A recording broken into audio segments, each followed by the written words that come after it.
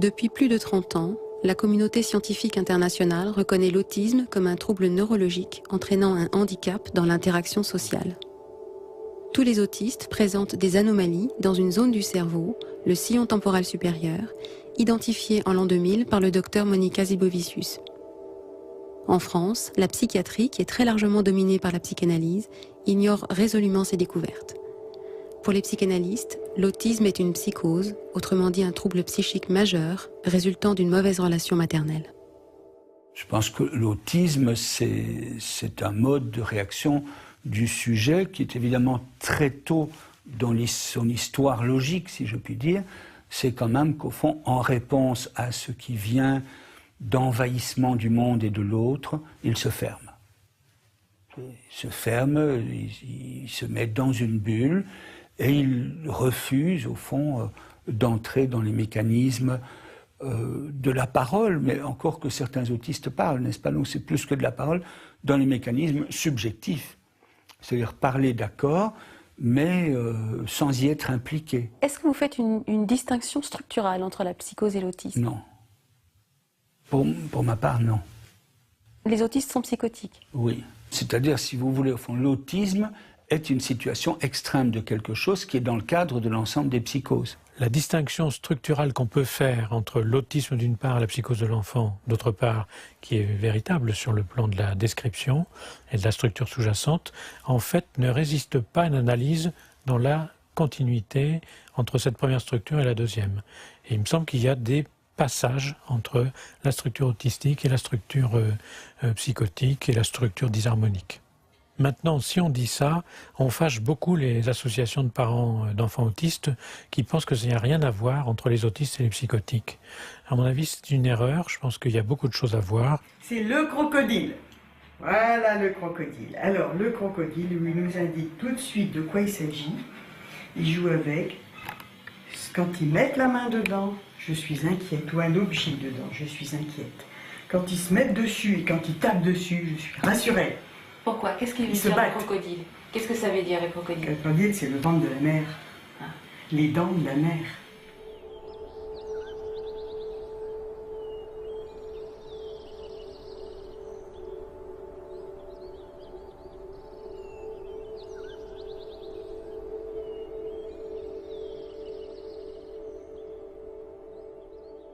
C'est ce que Lacan appelait la mer crocodile. Oui, alors tout le but de notre travail, c'est de lui interdire de manger, voilà. De manger l'enfant. Voilà, voilà, voilà. Et alors l'enfant, quand il commence à sortir de ça, alors là, il met parfois sa main, hein.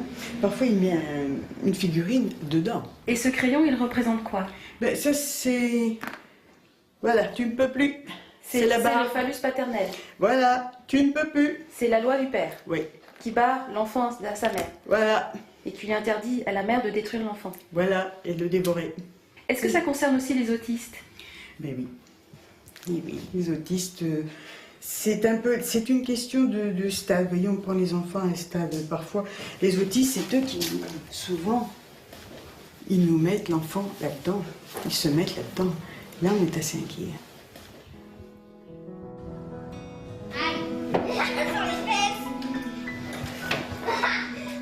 Bonjour, je m'appelle Guillaume. Je suis autiste de 80% et mon problème, c'est que j'ai des troubles de comportement de temps en temps.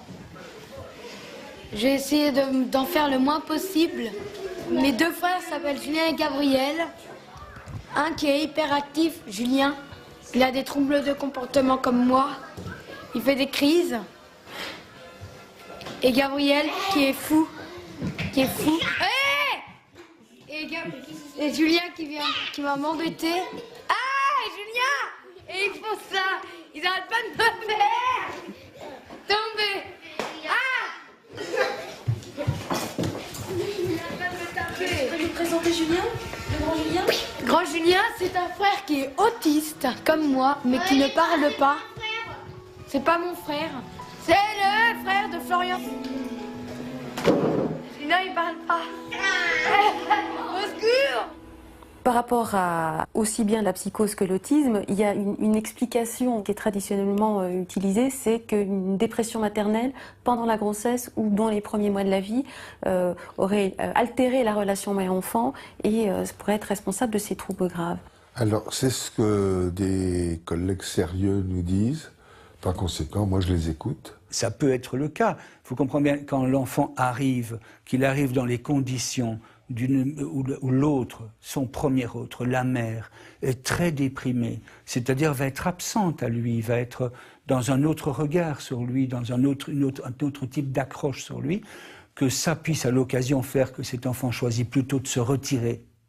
Parfois, quand la mère est déprimée, in utero, enfin pendant qu'elle est enceinte ou à la naissance, ça peut parfois, l'enfant peut être autiste. Oula, on en a vu plusieurs, hein.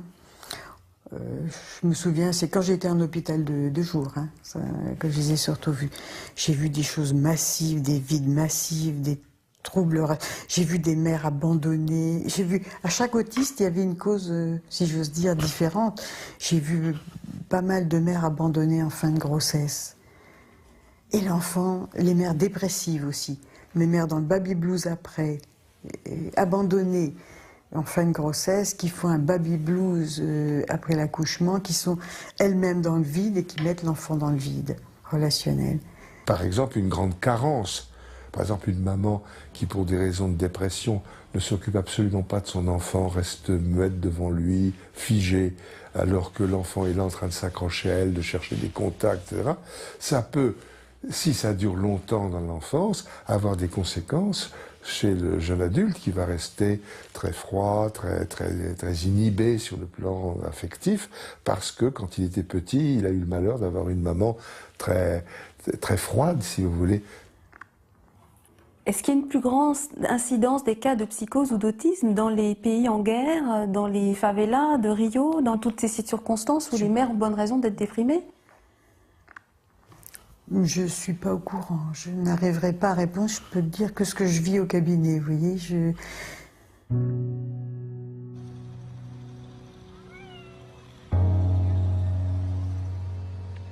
Là, il fume.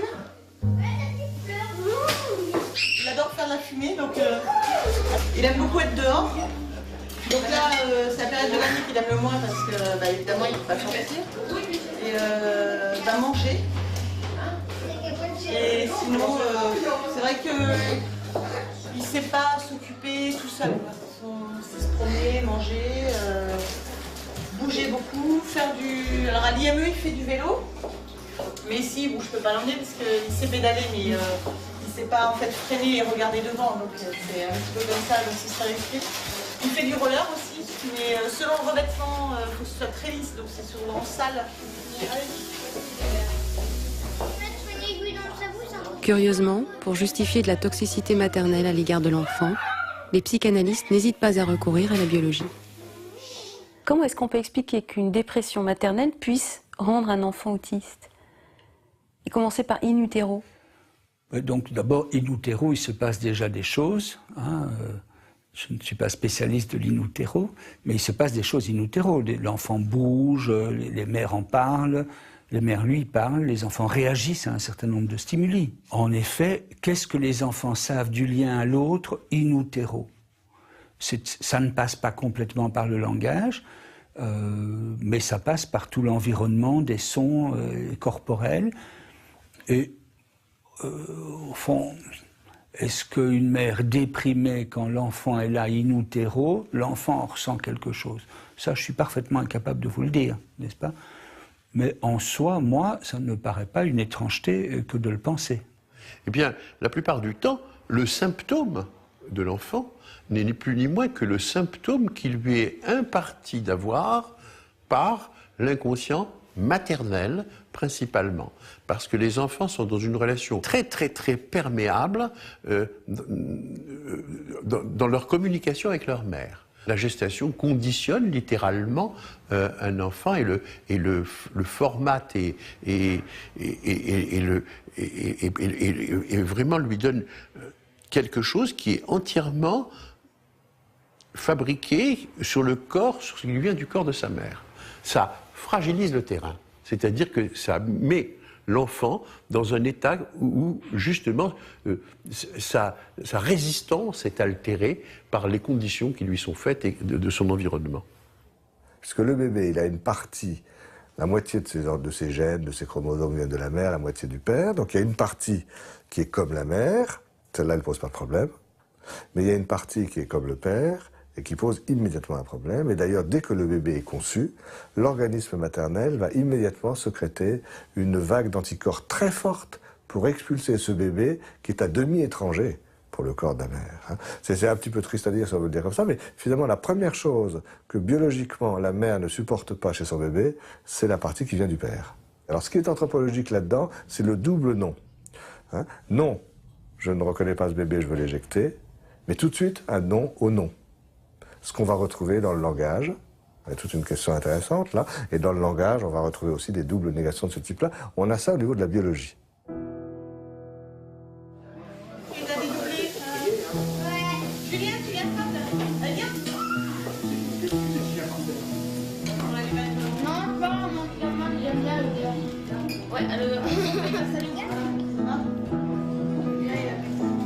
Tu penses qu'il va pas manger?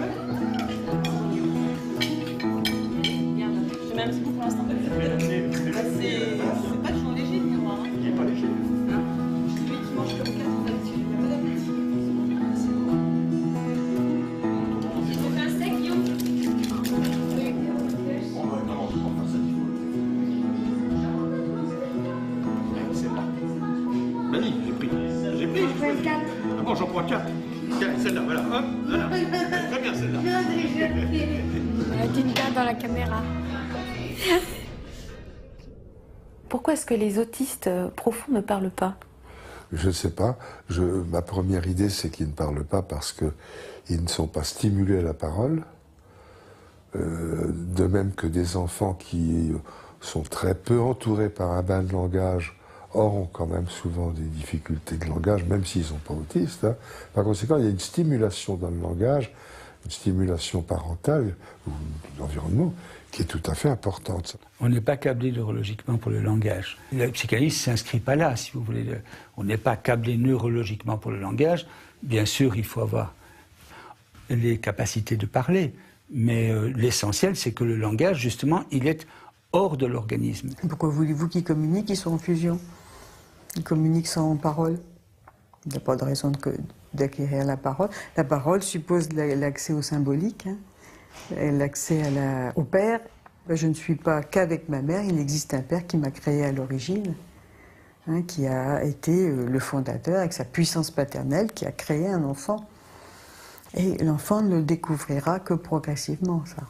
En quoi le père incarne-t-il le symbolique? Ah, c'est difficile, ça.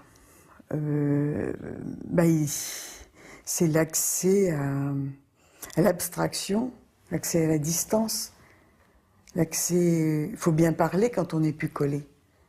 Il vient s'interposer entre la mère et l'enfant.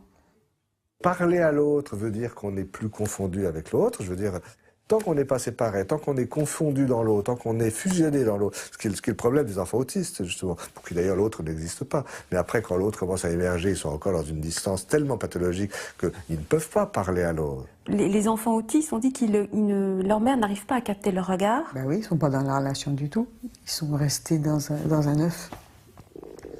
Ils fuient la mère alors parce qu'ils sont fusionnés à la mère? Ils n'ont pas décollé du tout. Moi, ce que j'en dis, c'est ils sont restés dans l'œuf, dans l'utérus.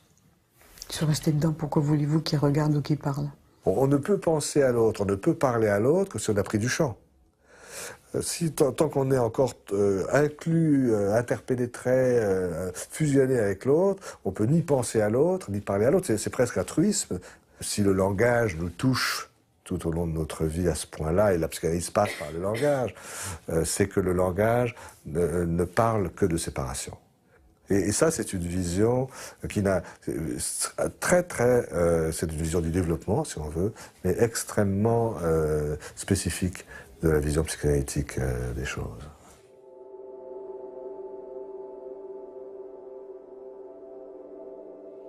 Concrètement, c'était quand on l'appelait, il ne nous regardait pas. Il répondait pas, tout simplement. Il ne parlait pas. Il ne jouait pas avec les autres enfants, aucun centre d'intérêt. Enfin, il ne jouait pas avec les autres enfants, il ne se mélangeait pas. Pour la marche. C'était Guillaume à 2 ans. 18 mois, 2 ans et demi même encore. Et c'est vrai qu'il alignait tous les objets, les bouteilles d'eau, les paquets de cigarettes, il prenait tout, il alignait, il jouait avec les lumières, jour, nuit, jour, nuit, jour, nuit. C'était assez sympa, quoi. Il y avait pas mal de stéréotypies. Beaucoup de mal à tous les changements, en fait. On changeait de chemin pour aller dans un endroit, ça peut être une crise. Si on passait devant un endroit où il aimait bien aller, mais qu'on ne s'arrêtait pas, si on passait juste devant, c'était une crise aussi. On faisait frissonner un papier de bonbons, il arrivait en courant. Par contre, c'est vrai qu'il était à 3 mètres de nous, on l'appelait Guillaume, il ne se retournait pas. Donc c'est vrai que là, il y avait des signes quand même assez importants, quoi.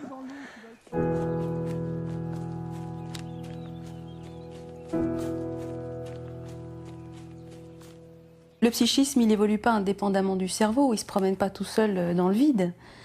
Si on a d'un côté un enfant qui a un cerveau normal, qui fonctionne bien d'un côté, et de l'autre côté un enfant autiste par exemple dont le cerveau ne fonctionne pas bien, est-ce que ça ne fait pas une différence fondamentale dans sa capacité à communiquer avec le monde extérieur? Cette façon de concevoir la causalité de l'autisme est très réductrice. Ce que nous pouvons constater lorsque nous nous occupons des enfants autistes, c'est précisément que les enfants autistes sont malades du langage. Que l'autisme est une façon de se défendre de la langue. On mange beaucoup. Et comme papa, il en faut 2. Non, du tout. Qu'est-ce que tu as ressenti quand tu as compris que Guillaume était autiste? Un coup de massue sur la tête, quoi. Énorme. Qu'est-ce qui nous arrive? Qu'est-ce qui lui arrive? Qu'est-ce que c'est? Pourquoi? On se pose vraiment toutes ces questions. On passe par des phases de peur, de colère, de culpabilité. On passe par toutes ces phases en fait, et puis on se bouge les fesses et puis on avance après, quoi. On se dit bon, ça sert à rien de s'apitoyer, on va trouver ce qu'il faut pour le faire avancer, pour l'aider à grandir correctement, donc du mieux possible, quoi, s'intégrer aux autres. Donc voilà, et on a fait toutes les démarches, associations, et c'est là qu'on a appris qu'il y avait des méthodes éducatives pour leur apprendre à communiquer et à se développer, à diminuer leur angoisse, donc à s'ouvrir au monde, quoi, tout simplement. C'est la méthode PEX. PEX, ouais. Et ça a très bien marché avec Guillaume. C'est-à-dire concrètement, c'est des images. Il permet de communiquer avec des images. Ouais, tout à fait, ouais. C'est-à-dire que pour me demander un verre d'eau, avec lui j'ai commencé avec une carte, parce qu'il prenait de l'eau, il crachait l'eau par terre. Et je dis bon, je commence tout de suite avec ça, parce que là il va en faire un jeu. Je fais tant pis, j'essaye. Pour me demander l'eau, je lui ai appris à me donner la carte. Comme ça, dès qu'il me donnait la carte, il avait l'eau. Et au bout de 2-3 fois, il a compris que pour avoir de l'eau, il fallait qu'il me donne la carte. Donc et ça a marché comme ça pour l'eau au début. Après, ça a continué pour les aliments et pour plein d'autres choses, quoi. Et au bout de combien de temps? Au bout de 2-3 mois de PEX, il commençait à dire ses premiers mots. Et au bout de 6 mois, il n'utilisait plus le PEX parce qu'il faisait des phrases.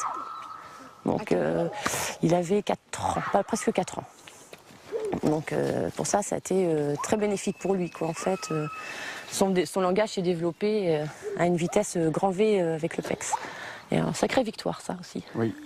Ouais, c'est le premier maman quand on tombe par terre.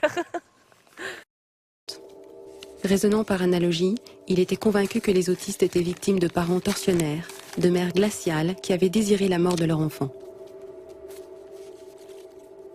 Les travaux de Bettelheim ont été largement récusés aux États-Unis depuis plus de 30 ans. Mais qu'en est-il en France?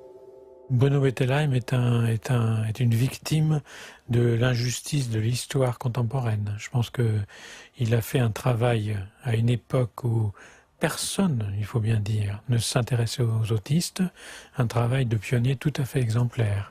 Il s'est intéressé aux autistes parce que lui sortait d'une expérience de carence artificielle qu'il avait traversée dans les camps de concentration. Il est arrivé dans cette planète autistique en se disant finalement voilà des enfants qui ont peut-être souffert de carence de façon tout à fait comparable à ce que j'ai vécu comme propre expérience. Je vais essayer de les traiter à partir de cette hypothèse, c'est-à-dire en les séparant des parents. Il n'y avait pas de lien du tout.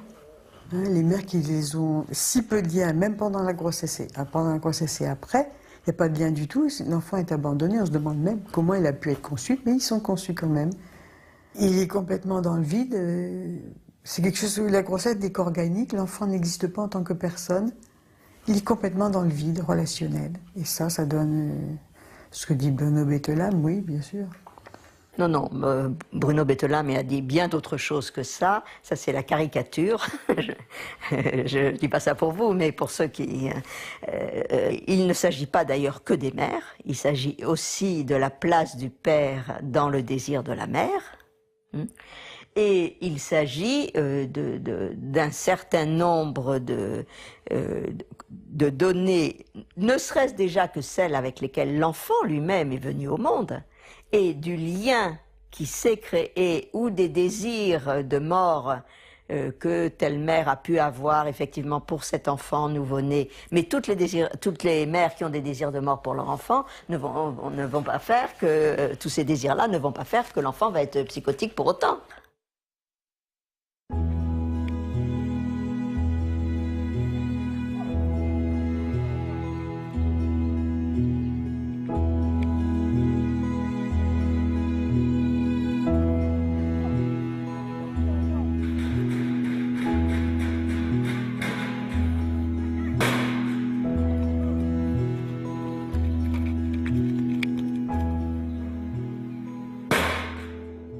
À la fin des années 60, la psychanalyse commence à décliner un peu partout dans le monde. Mais elle connaît un essor phénoménal en France, sous l'impulsion d'un psychiatre ambitieux et charismatique. Pour Jacques Lacan, les enfants psychotiques et autistes sont victimes de l'aliénation à une mère psychogène, une femme qui refuse d'abandonner sa grossesse parce qu'incapable de se séparer d'un enfant, substitut d'un pénis qu'elle n'a pas reçu à la naissance. Au début, l'enfant pense qu'il est le phallus de la mère, c'est-à-dire qu'il est cet objet qui viendrait tout donner, combler la mère, la faire jouir complètement. L'autisme, donc, c'est la fusion maternelle. Attendez, là, il y a toutes les théories. Hein. Pour moi, j'ai soit la fusion, soit l'abandon complet et le vide. Soit l'un, soit l'autre, les deux pôles, hein. C'est pas pareil. Hein. D'accord. Et quand ils sont complètement dans le vide, mais... Moi, ce que je rencontre ici, dans le cabinet, c'est plutôt les fusions. Les abandons complets, je ne les vois pas, ils vont en institution.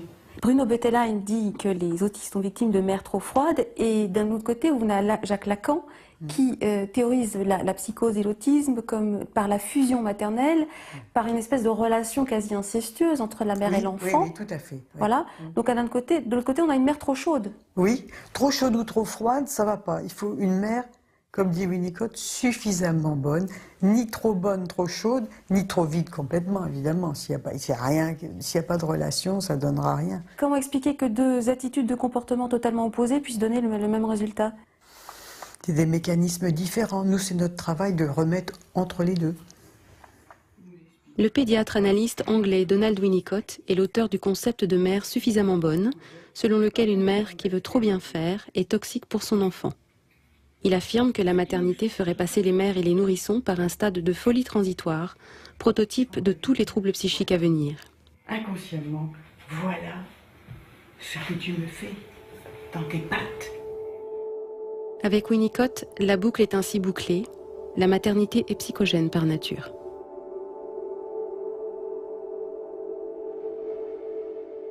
Vous êtes d'accord avec la notion de folie maternelle? Que toute femme, toute mère traverse les premiers mois après l'accouchement une phase de folie qui peut s'avérer problématique pour le nourrisson si elle se prolonge. Oui, mais moi, ça ne me gêne pas du tout le terme de folie maternelle. Vous êtes psychiatre. La folie, c'est quand même très connoté, de manière, c'est négatif, quand même. Pas pour moi.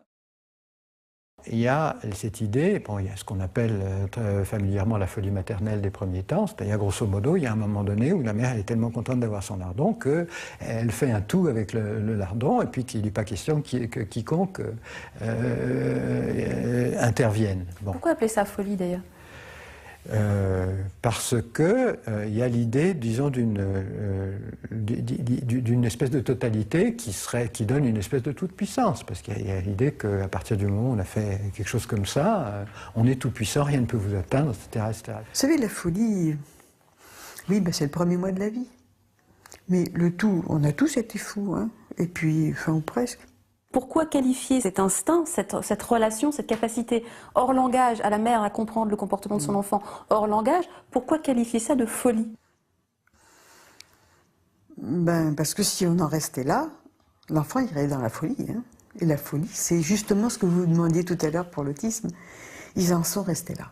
La folie maternelle. Est-ce que la folie maternelle est un obstacle majeur à l'émergence du langage? Dit sous cette forme-là, bien entendu que oui.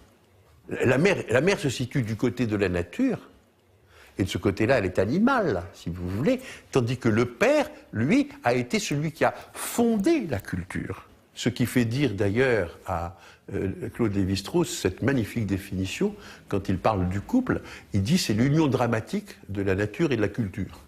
D'accord?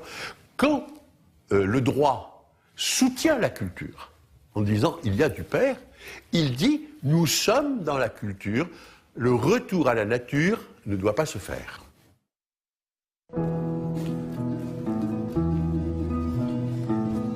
On avait refusé qu'ils fassent une psychothérapie de groupe. Et du coup, ils l'ont mis en psychothérapie individuelle. Donc on avait oublié de préciser que c'était les deux qu'on refusait, quoi, en fait. Et du coup, là, on a eu un rapport qui a été fait par rapport à l'intervention sur Guillaume. Et on est resté vert, quoi.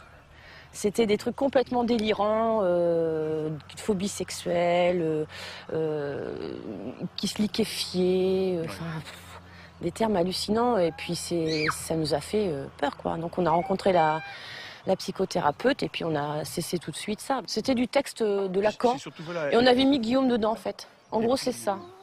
Et ça fait peur, quoi.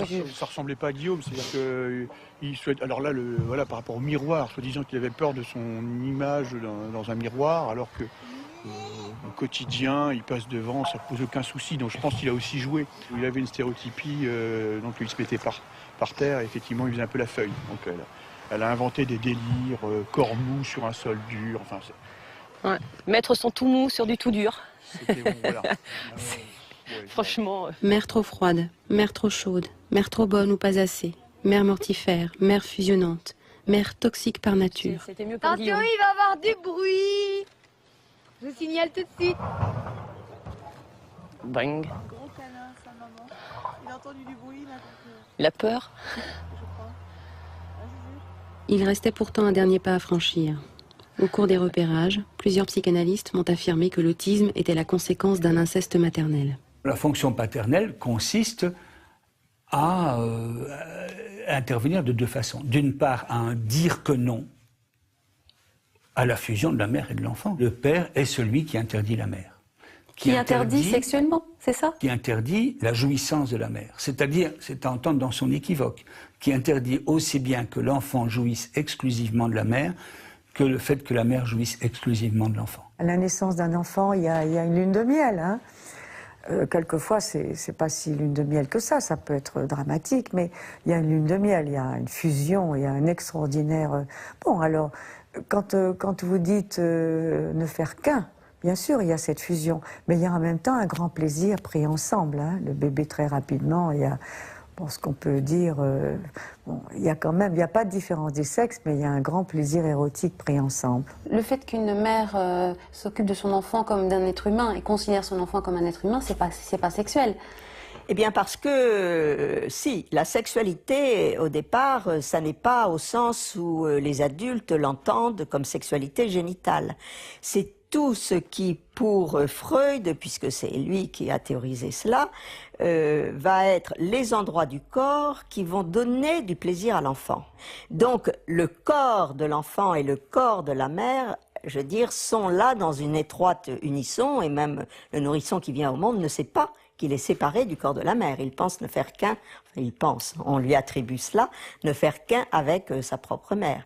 Donc, c'est un travail de séparation des corps, et le plaisir que l'enfant va avoir dans le rapport à l'autre, qui est d'abord la mère, va se faire, un, dans un corps à corps, et deux, les plaisirs vont avoir trait aux différents orifices du corps. Il y a des psychanalystes qui, il y a très longtemps, ont parlé de quelque chose qu'ils ont appelé la censure de l'amante. Ça veut dire une chose très simple.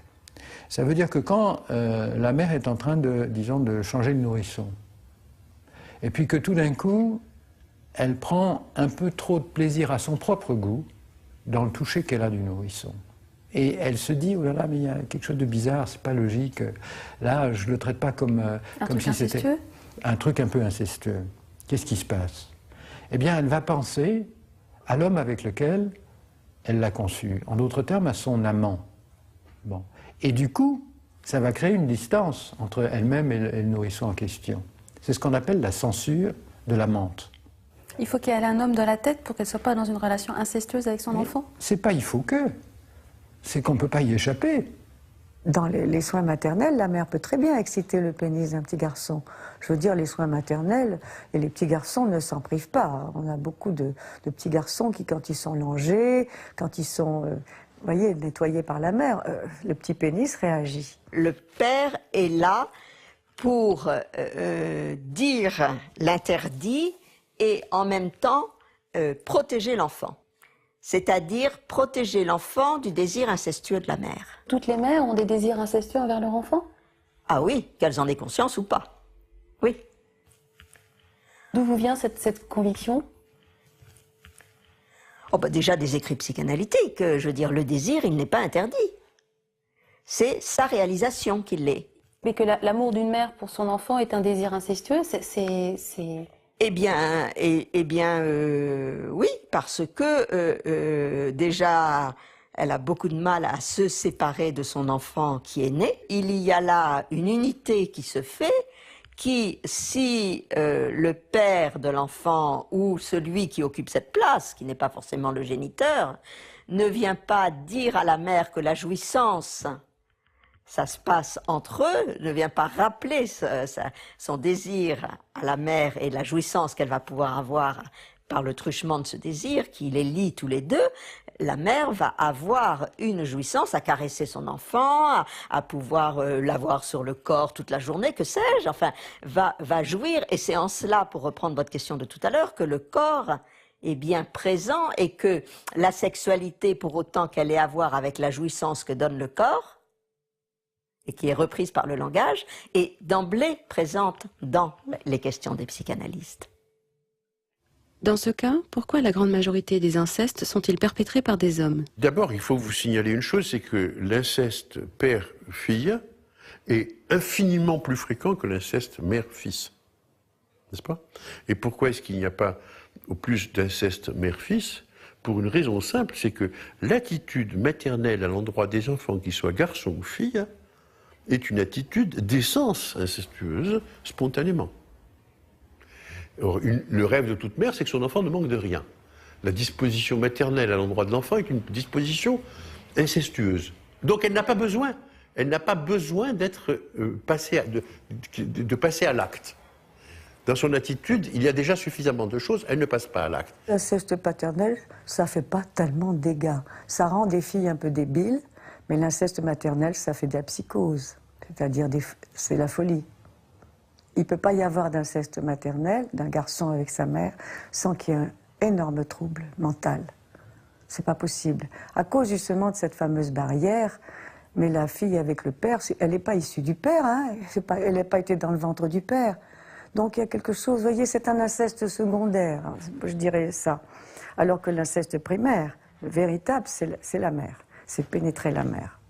Et les garçons qui pénètrent leur mère, ils sont psychotiques. Alors que la fille, non. Les filles peuvent...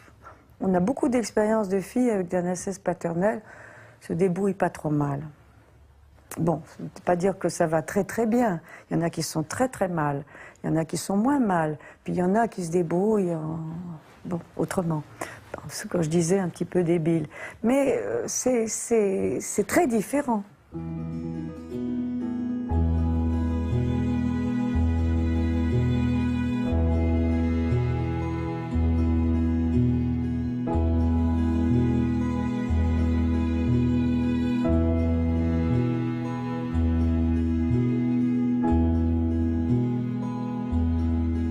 Pour les psychanalystes, le père est lui aussi coupable. Coupable d'être absent ou transparent, coupable d'être soumis à sa femme, coupable d'avoir été incapable de s'interposer entre l'enfant et l'ogre maternel. Il n'a pas pu. Hein. Souvent, vous savez, combien de fois on voit des pères qui auraient voulu, et c'est ce que on appelle la forclusion. La forclusion du nom du père. Qu'est-ce que ça veut dire? Bonne question. Ça veut dire que le père, en termes simples, a fait l'enfant, mais qui n'existe pas, on nie son existence. La mère nie son existence. Ni sa fonction, son existence, il n'y a qu'elle et l'enfant qui comptent. Le père n'existe pas. Il est peut-être là pour apporter un peu d'argent, il est là comme un figurant. Il n'a pas la fonction d'un mari aimé, considéré dans sa parole. Hein, quand la mère considère la parole du père, l'enfant découvre la parole. Si l'enfant ne parle pas, c'est que la mère déconsidère la parole du père. Ben, on n'a pas beaucoup ici. Hein. C'était surtout en hôpital psychiatrique, en hôpital de jour, que j'avais les gros autistes profonds. Mais fondamentalement, la fonction du père, c'est une fonction symbolique. Et des fois, le père réel ne porte pas cette fonction symbolique. Et il peut être absolument adorable et gentil, et néanmoins, l'enfant se trouve confronté à une carence symbolique du côté de la fonction paternelle. Ou alors, il n'existe que, il n'a pas de place, et alors il n'existe que dans la violence. Ou il est lui-même violent. Parfois, on se rend compte qu'il est violent pour pouvoir exister, et qu'il force les portes en quelque sorte, quand on ne les lui ouvre pas. Quand on parle de fonction paternelle, on parle de quelque chose qui oriente dans la vie. C'est comme une sorte d'autoroute, une boussole. Pourquoi est-ce que la mère, en tant que femme, ne pourrait pas donner une assise à l'enfant, même livrée elle-même? Il y a des mères qui peuvent bien transmettre une fonction paternelle étant... Mais pourquoi est-ce que c'est pas une fonction maternelle? Pourquoi est-ce que c'est pas une symbolique maternelle? Pourquoi lui donner un sexe? La loi de la mère, c'est une loi de caprice. Et en 1984, il y a un biologiste qui fait la démonstration assez extraordinaire que le placenta est d'origine paternelle exclusive. C'est-à-dire qu'il est sous le contrôle de gènes portés par le spermatozoïde. Autrement dit, le placenta, c'est ce qui permet à une mère de ne pas détruire son enfant, et à un enfant de ne pas tuer sa mère. Ce qui permet à la mère de nourrir son enfant. Et oui, qui fait transiter et filtre tout ce que la mère peut éventuellement apporter comme nourri. Autrement dit, c'est un élément régulateur entre eux. C'est une interposition, ce placenta. C'est-à-dire que, en gros, on a le sentiment comme ça que l'attitude du père à l'intérieur des décisions qu'il prend, de ce patriarcat qu'il instaure, de cette domination masculine, de ça, a été toujours une recherche empirique de cette fonction que le placenta occupe et qui permet à chaque enfant de venir au monde sans être détruit. Plus petit, comme il avait un diagnostic d'autiste, enfin sévèrement autiste, on partait sur l'idée de l'IME, quoi, en fait. L'IME d'Avranches qui quand même a une bonne réputation par rapport à l'autisme. Et puis au fur et à mesure du temps, en fait, il n'y a pas mis les pieds parce qu'à l'école, ça se passait super bien, il se développait bien, le langage se développait super bien, il a des très bonnes compétences. En maths, entre autres. Et puis maintenant, en fait, tu vois, il est arrivé en 6e. Il est à l'école à plein temps? À plein temps. 6e normal, avec des difficultés, bien sûr, il y en a. Il a une auxiliaire de vie qui est avec lui en classe, qui l'accompagne, mais dans l'ensemble, ça se passe super bien, quoi. Et tu as des super résultats en plus. Oui. Ouais. Ce qui le différencie des autres collégiens, en fait, c'est en récré. En récré, il fait des stéréotypies des fois, il va faire des jeux que les ados font plus. Il va pousser, ou alors il va faire des petits cris, il aime beaucoup Mario Kart, donc il va faire Mario Kart dans la cour de récré. Donc les autres enfants sont un peu... Mais bon, ils ont eu une information complète. Pour ça, le collège a été super, quoi. Guillaume est déjà connu d'autres enfants. Et puis ils ont prévenu les élèves de sa classe, et puis bon, ça a fait le tour, et ça passe bien, quoi. C'est quoi les matières que tu préfères? Maths. Pourquoi tu aimes les maths? Parce que c'est facile. Depuis Bruno Bettelheim, le grand principe psychanalytique du traitement des autistes consiste à séparer les enfants de leurs parents. Des parents qui subissent parfois des pressions pour suivre une thérapie, car ils sont considérés comme la source du problème. Aujourd'hui encore, en France et en Belgique, un certain nombre d'institutions psychiatriques sont des lieux de vie inaccessibles aux familles, qui ne sont pas tenus informés de ce qu'il s'y passe. En quoi consiste le traitement psychanalytique des enfants autistes? Disons que lorsqu'on reçoit un enfant autiste, on pratique une psychanalyse qui est une pure invention. On se trouve en face d'un sujet qui, la plupart du temps, ne dispose pas du langage. Bon, moi, je suis plutôt du genre à être, disons, comme dans une attitude d'observation. C'est-à-dire, avec un enfant autiste, j'en fais très peu. Hein. Très peu, ça veut dire quoi? Que je pose mes fesses, que je me mets à côté de lui, et j'attends qu'il se passe quelque chose. Et j'oublie, j'essaie d'oublier tout. J'oublie le temps, j'oublie qu'on est pressé par le temps pour qu'il acquiert le langage, j'oublie tout. Parce que je me dis qu'à partir du moment où je suis dans cette espèce d'apesanteur, il risque de se passer quelque chose que je ne peux pas prévoir. Vous voyez des auteurs comme Dustin ou Margaret Mallet, au fond, expliquer comment il s'agit d'abord d'apprivoiser l'enfant. Là, on est en cabinet, mais c'est la même chose en institution, ça. Apprivoiser l'enfant, c'est-à-dire, je ne sais plus laquelle des deux décrit ça, il s'agit de se tenir un peu en retrait, pas dans la direction de son regard, ne pas parler trop fort, suivre ce qu'il dit plutôt que d'essayer de le précéder, etc. Aucune volonté de maîtrise, aucune volonté éducative, aucune imposition de quoi que ce soit. Au fond, on essaye par tous les moyens de faire sentir à l'enfant autiste qu'un autre existe qui n'est pas menaçant. Il s'agit justement de prendre en compte les détails les plus insignifiants et de s'apercevoir que ce détail insignifiant peut être interprété comme voulant dire un petit quelque chose, et donc petit à petit on peut intervenir en supposant que là il y a un signe dont nous le prélevons comme étant de l'ordre d'en vouloir dire. Moi, si l'enfant fait rien de toute la séance, et si je somnole à côté de lui, ça m'est égal. Je suis habitué à ça dans mon travail de psychanalyste. Bon, mais ça suppose, disons, ça suppose un certain nombre de trucs. Un, ça suppose de ne pas s'emmerder quand on pense avec ses idées à soi. Deux, ça suppose aussi, disons, de ramer à l'encontre de tout un fonctionnement social qui veut qu'on est pressé par le temps, qu'il faut faire des trucs, etc., que c'est bien gentil tout ça, mais quand même, et si l'enfant est encore comme ça dans 10 ans, c'est pas vous qui allez, etc. Tout ça est vrai. Je me mets dans la position d'être psychanalyste. Ça veut dire de n'avoir ni mémoire, ni attente. Et à partir de ce moment-là, il se passe quelque chose. Et ça, c'est une attitude, je pense, qui est une attitude psychanalytique profondément. Peut-être, oui. Est-ce que je suis sensible à ce que vous me dites, qu'il faut que le téléspectateur sente quand même qu'on accepte d'aller au bout de nos convictions. Hein. Mais oui.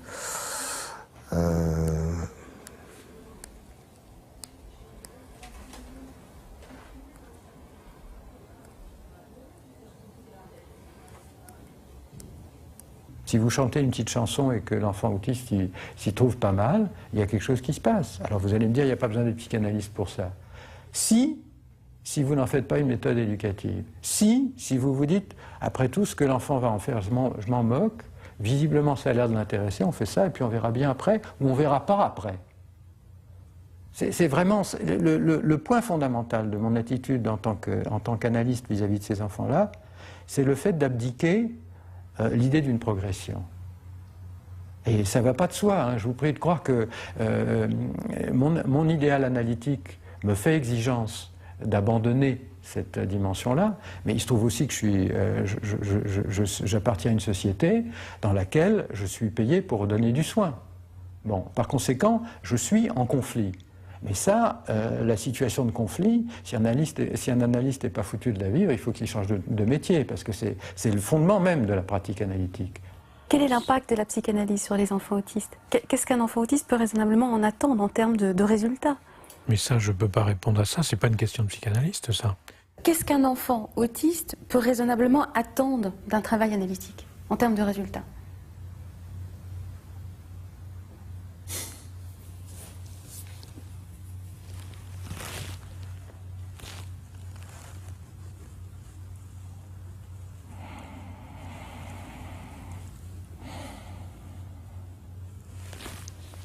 Le plaisir de s'intéresser à une bulle de savon. Je ne peux pas vous répondre autre chose.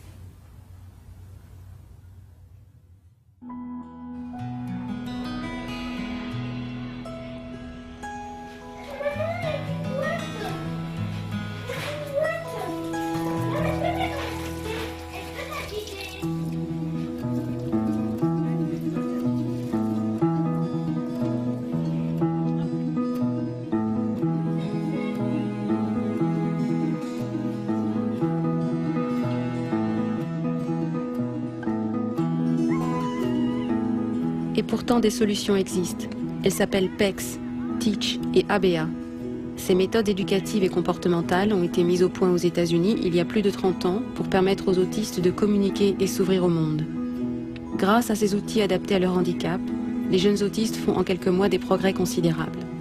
Hélas, les psychanalystes s'opposent farouchement à leur implantation en France.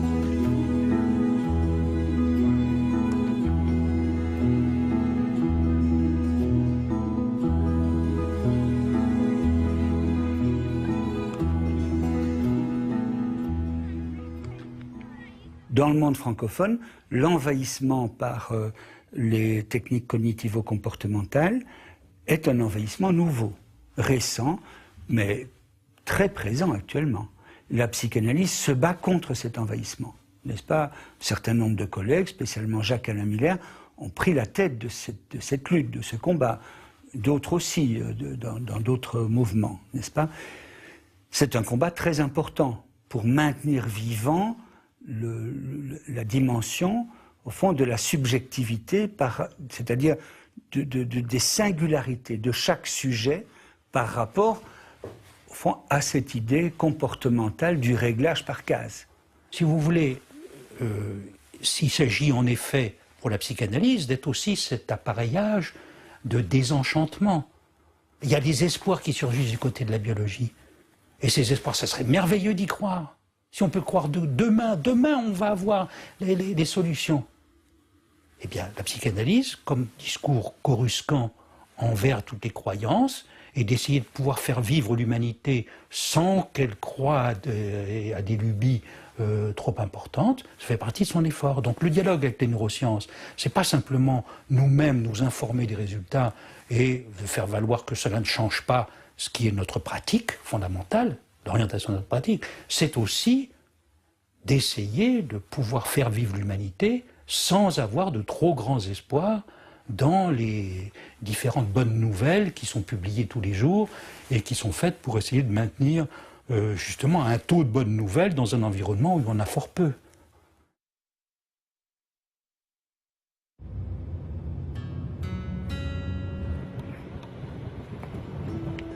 Dans les années 80, 100% des psychiatres et psychologues français étaient formés à la psychanalyse.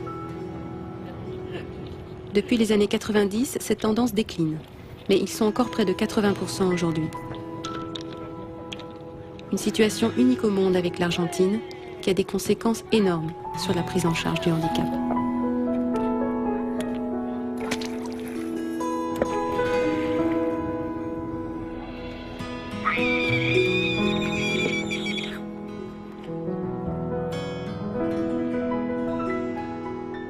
À 4 ans, Guillaume était diagnostiqué autiste sévère. Sa psychiatre a refusé d'appliquer sur lui les méthodes de communication adaptées aux autistes et déconseillé son intégration scolaire. Mais ses parents ont tenu bon. Grâce à leur ténacité et la rencontre d'une équipe pédagogique formidable, Guillaume suit aujourd'hui une scolarité normale. Il est un excellent élève.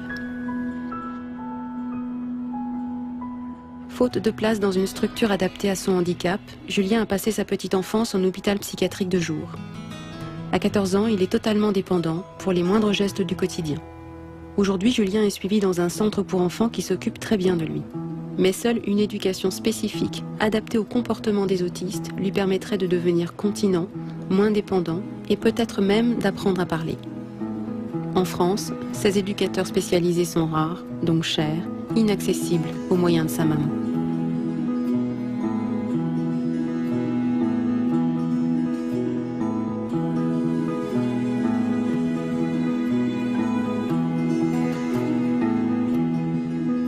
On estime entre 430 000 et 600 000, le nombre de personnes avec autisme en France.